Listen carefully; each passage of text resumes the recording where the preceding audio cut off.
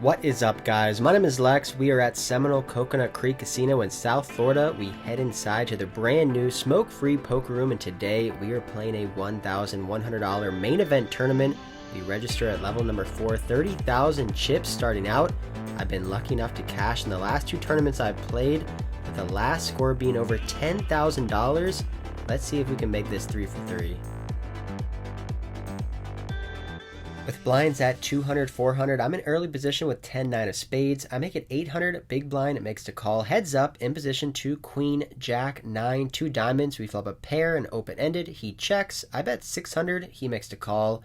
Turn is the 9 of diamonds, giving us trips, but bringing in a flush. The big blind checks to me. I don't think checking back trips is a good idea. Yes, we're losing to a flush and some full houses, but he can really never have pocket queens or jacks because he would 3-bet that pre-flop. We have trips, we can improve to a full house even if he check raises, so I bet 2,500. He doesn't think for too long and makes the call, so I put him on most likely a top pair holding, maybe a queen with a diamond. The river card is a 5, a perfect run out for us. Big blind checks, and I think this is a spot that I should just go big. People hate to fold in tournaments, especially in these earlier levels when they can rebuy if they bust out. Not many people believe you when you bet big, so I decide to polarize here to a 7,000 chip bet. The downfall for betting the sizing that it is hard to get called by worse hands sometimes. He may hero fold his top pairs. He also can have some flushes that we're value owning ourselves against. But like I said before, he shouldn't have any full houses given the fact that I have a 9 in our hand and he would 3-bet queens and jacks pre-flop. After thinking for a while, he eventually decides to flick in the call. We show 9, 10 of spades for trips, and it is good. We add about 10,000 chips to our stack right off the bat. Next up, I get dealt in ace king under the gun +1. I make it 1,000, 2.5x the big blind, and now under the gun +2 next to act re-raises me to 2,500. So I raise to 2.5x, then he raises me to 2.5x. The one downfall for never playing tournaments is that I don't know the player pool at all. I have no idea if under the gun +2 is a loose passive player, if he's a loose aggressive player, if he's a professional player, if he's a recreational player. So I just go off looks. He's an older gentleman watching a movie on his phone. Doesn't look like he's getting out of line very often. So given the fact that he 3-bet me next to act from an early position raise, I have ace king offsuit. I decide to make the call, so we're heads up, out of position to a 4-bet pot, which comes out queen 5-4 2 clubs. We completely miss. I check, and to my surprise, he checks back. The turn pairs the board. It's another 4. I consider leading out here for a bluff. Maybe he has a hand like jacks or 10s, but if I bluff the turn, I'm going to have to follow through with a big bluff on the river to get him to fold. And like I said, people in early levels of tournaments do not like to fold, so I decide to check again on the turn, just trying to get my ace high to showdown. He decides to check back the turn, and once he checks twice, I'm pretty sure we have the same hand. He most likely would 3-bet ace king pre-flop and then check the flop and then maybe check again on the turn. The river card is a 7, no help for us. I'm just going to continue to check here, trying to get my ace high to showdown, and he checks back. I show ace high, and he shows 9, 5 of diamonds for a pair of 5s. And I guess my pre-flop read was completely wrong. If you ever thought that live poker was dead, come down to Florida and play a main event tournament and it will definitely change your mind. After getting schooled by this old man, I look up at the clock. We've made it to level number 6. This is actually day 1C of the main event. In order to make it to day number 2, you have to last all the way through level number 14.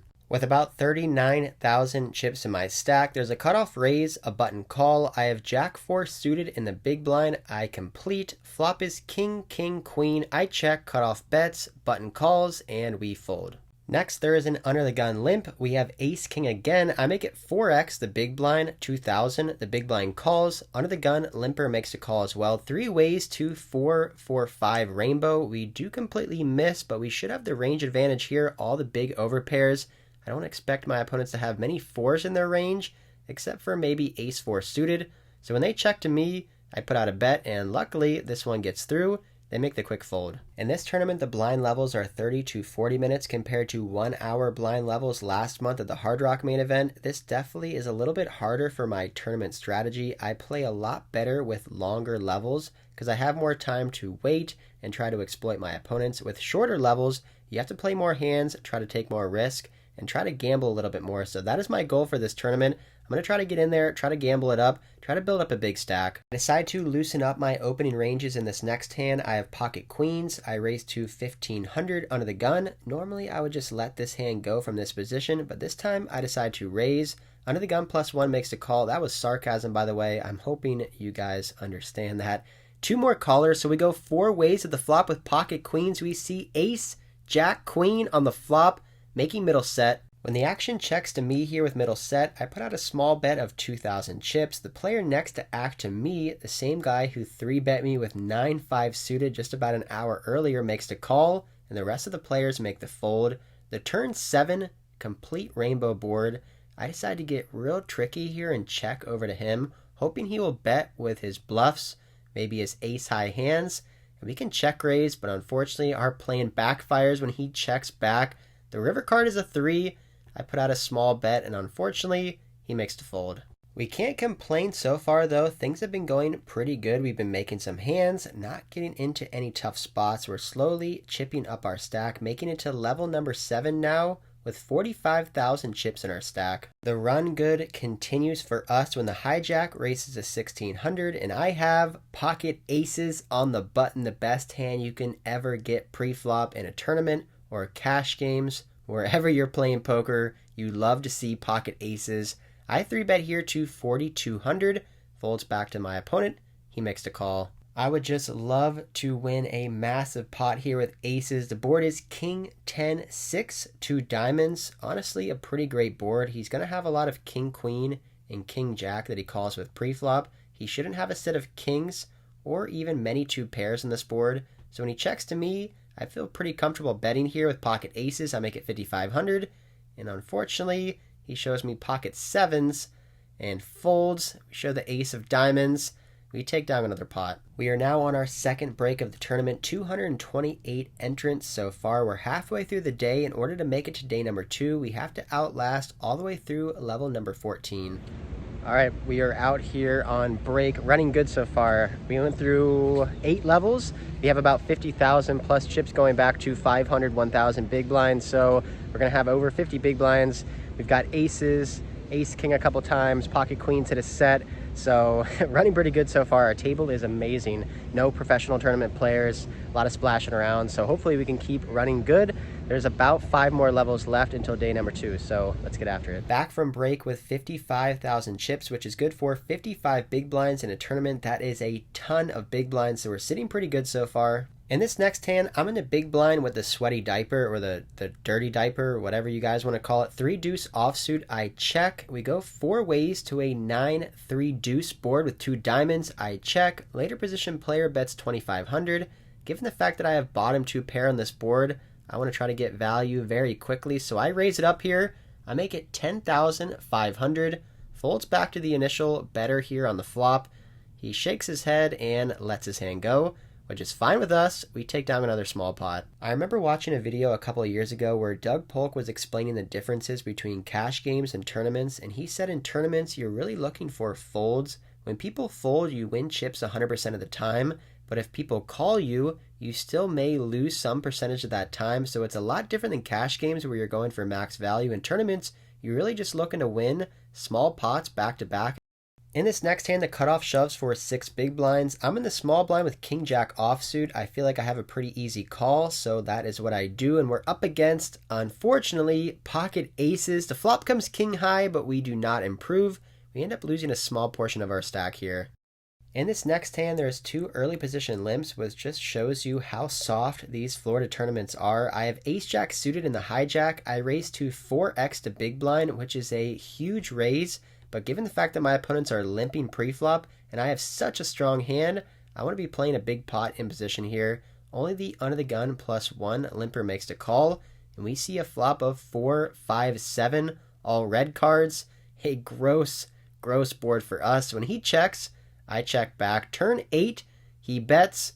I fold, and he shows ace-8 suited, so he got lucky there on the turn. That was a great turn, great turn. We've lost a couple hands, and our stack is now dwindling to 39,000, but we're still in, still going strong. One thing I just found out here at Seminole Coconut Creek is that they run great cash game promotions as well, including the Play and Earn promotion here, which means that every 50 hours you play at 2-5 and 5-10, you can earn $350. And if you play 50 hours of 1-2 or 1-3, you can earn $150. So they will literally pay you for sitting in a chair and playing poker. Sounds pretty good to me. Back to the poker hands, there's an early position limp. I have Queen Jack offsuit on the button. Normally I would raise this hand, but I've seen this play by some of these tournament players where they like to limp early position to try to limp re-raise, and I'm not going to give him the option, so I over limp. Big blind checks. Flop is King 10-6, 2 hearts. We flop an open ender. Any 9 or ace will give us the nuts. Early position player puts out a bet. He could have been slow playing big hands pre-flop like aces, ace-king, kings, and 10s, so I don't think a semi-bluff raise is good here. I think we can just call given the fact that we're open-ended here to the nuts.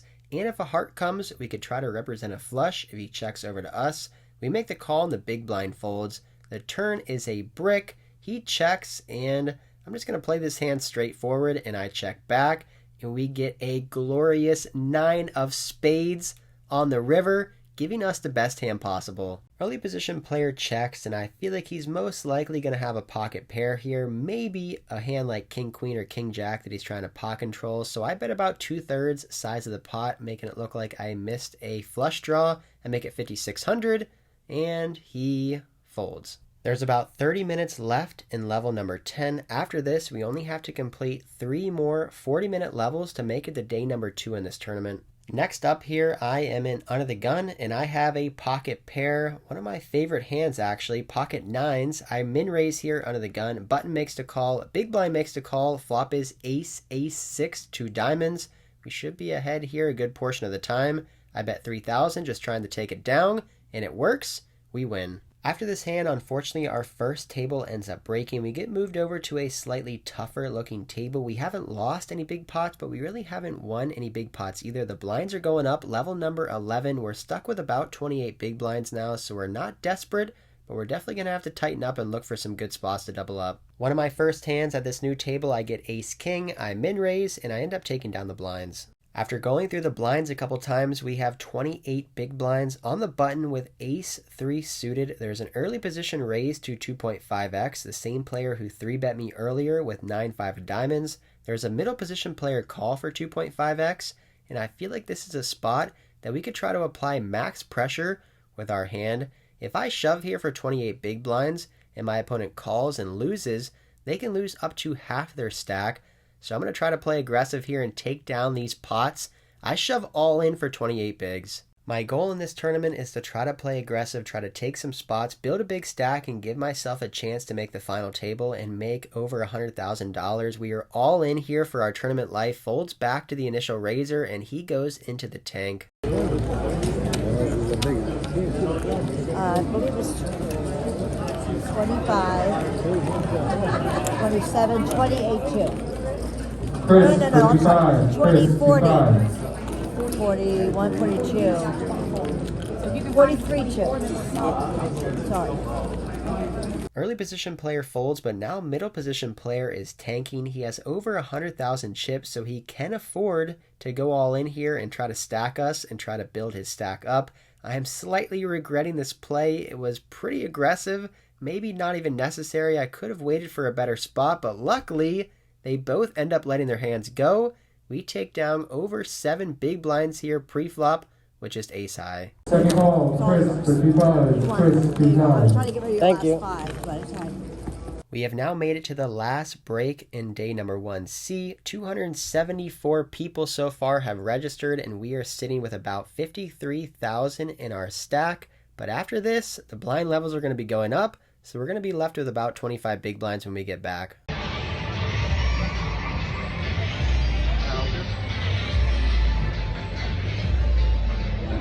We're on break. 55,000 chips. Shoved it all in with ace-3. Back at the table, after going through the blinds, we're down to about 22 big blinds with Queen Jack offsuit on the button. Definitely a playable hand here until there's an early position raise and a call. We could shove here as a bluff, but I decided to just make the fold. I think calling pre-flop would be a really bad play, so we just wait for a better spot. 2.5 levels left. We have to survive to make it to day number 2. We have about 25 big blinds or less with about a 48,000 chip stack, but unfortunately in this level, nothing ends up happening. We don't pick up any playable hands. We just have to fold and lose our blinds. We've now made it to level number 13, where there's 81 people left, but unfortunately we're stuck with just about 12 big blinds. After folding my big blind, we're left with 11 bigs in the small blind that cut off a huge stack of over 150,000 chips, raises to 2.5x. I have ace high in the small blind with 38,000 chips. I decide to rip it all in, looking for a fold or a call and hopefully get the double up. Folds back to the cutoff, who makes the snap call. I show ace 6 offsuit and he shows ace king. We need some help. Our tournament life is on the line. Ooh. We were crushed pre-flop, ace king versus ace 6 until the board came ace 4 6, giving us 2 pair. The turn is a 10. All we have to do now is fade a 10 or a king for a massive double up late in the tournament. Can we hold? Come on, hold.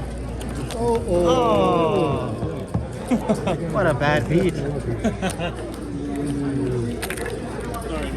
Alright, good game. We are out of the $1,100 main event here. Ace 6 versus ace king. Flop 2 pair got counterfeited there on the river. We went out about a level and a half left until day number 2. And to be honest, I'm pretty mad at myself. I'm pretty mad that I got undisciplined there. I don't think that's a correct shove. I think that's a punt. I think I should have just folded ace 6 offsuit, even though I don't think it's that terrible because the cutoff is going to be opening up a ton of hands. He's a big stack into 2 shorter stacks, so ace high is going to be ahead there a lot of the time, but I just don't have that many chips for him to have any fold equity. So I think I punted there. I should have just waited for a better spot. I was going to be on the button next hand with 12 big blinds, which is a ton in a tournament, but I got impatient. I was trying to make things happen. And I don't know, I don't really get mad at myself for, I don't get mad like if, you know, I flop 2 pair and get counterfeited, or if I make a straight and someone makes a flush. Like, I get a little tilted, but I get really tilted and mad at myself when I make wrong decisions and I don't play my best. And I think today, right there, I made a mistake, and it definitely irritates me because, like, this is my job, this is what I do. Like, I gotta be making better decisions. I have to make, you know, the best decisions I can, and I don't think going all in there with ace 6 offsuit was the best decision. I don't hate it, but I don't like it. I think I could have waited for a better spot. Really, last tournament when I played the main event at Seminole Hard Rock, I was so passive and so conservative, and it got me all the way to the end. And this tournament I was trying to play a little bit more aggressive, trying to build up a stack. So I was trying to take more spots, like with that ace 3 of hearts going all in there. That was a pretty big spot, like 28 big blinds, and it got through. And I was trying to take this spot too, you know, because he could have like 5-3 offsuit or 5-3 suited or something that he folds, or he could have like, I don't know, jack 8 suited that he folds, and ace high is good. So the more I'm thinking about it, the more I don't hate it. I think I could have just waited for a better spot, but that is it. That is it for our tournament here at the main event at Seminole Coconut Creek. Great turnout, by the way. The room is amazing. It's a brand new poker room, smoke-free. They have a nice food menu. They have a bar inside the poker room too. You can get drinks. The place was packed today. The staff was great getting people into their seats. Dealers were awesome as well. If you're in the South Florida area, make sure to check out the new Seminole Coconut Creek poker room. It's awesome. I'll be here once or twice a week making videos. And that might be it for tournament poker for a while. I think we're just gonna grind cash. Tournaments just get me on tilt too much. Like, I don't get this tilted when I play cash, but when I play tournaments, like playing all day and busting out right at the end from a stupid mistake just gets me on tilt. But that is it for this one. Hope you guys enjoyed these little different videos with some tournaments, trying to mix it up a little bit, show you guys the journey of trying to maybe bink one of these someday. But that is it for this one. If you enjoyed this video, hit that like button, comment down below if you're not already subscribed, subscribe, and until next time, I'll see ya.